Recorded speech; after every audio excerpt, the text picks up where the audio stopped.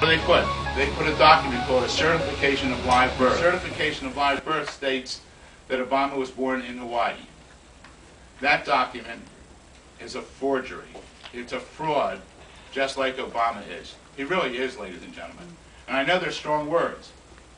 If any of you today, if I asked any of you to produce your birth certificate, you could give it to me today or tomorrow, and if you lost it, you could get a new one within 2 to 5 days by paying $5 to $20. Why hasn't Obama provided a birth certificate? The reason is because his birth certificate will indicate that he was born in Kenya. We have the audio of a tape that was taken about 3 to 4 weeks ago, right after the last debate, by 2 ministers. One minister was present at her home, at the home of the paternal grandmother, Sarah Obama, in Kenya, and the other minister was here in Pennsylvania. And they took it over a cell phone. The statement was asked to be recorded. There's 2 affidavits on, matter of fact, they're coming today. I think those documents are coming forth this afternoon, be here shortly. And we also have the translation. It goes from English to Swahili, Swahili to English, back and forth.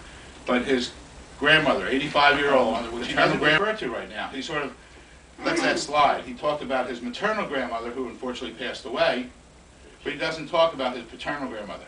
But yet there was a national holiday a week or 2 ago in Kenya after Obama wasn't elected, as far as the Electoral College hasn't voted yet. When he received more votes than anyone else on November 4th, they had a national holiday. And a week or 2 ago, there was a telephone call in effect at that time. The law in effect at that time said the U.S. citizen must have lived here 10 years, and 5 of those years had to be after the age of 14. His mother was only 18 when she delivered. Now, some people come up and say, that's a technicality, 18 to 19. Ladies and gentlemen, I didn't write the law. You didn't write the law. The law was written many years ago, and it goes by the date of the birth of the child. Based on that, if I'm correct, he's born in Kenya, he is only a naturalized citizen to be president of the United States. Next, even if he's born in Hawaii, he loses his citizenship when he goes to Indonesia. Now let me just give you that again perspective so you understand. If any of us here go out of country and adopt a child, we bring the child to the United States. When we go through the paperwork and stuff, that child becomes a naturalized citizen of the United States, and that child takes your name in most instances. Well, Obama's parents divorced. His mother remarried in Hawaii. Obama stayed. In his book, Barack Obama returned to Indonesia before I did.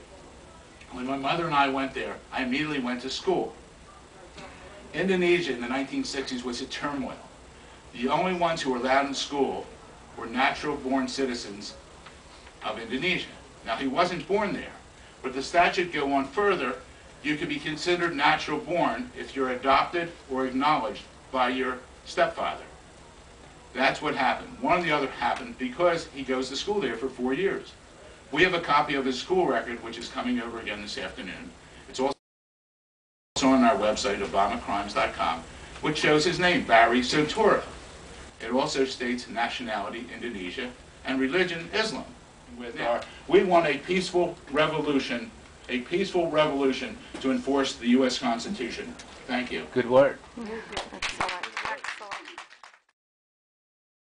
Aren't they covering it? This is the biggest story of the centuries, and U.S. media is not covering it. And I know that U.S. media is more to the left than some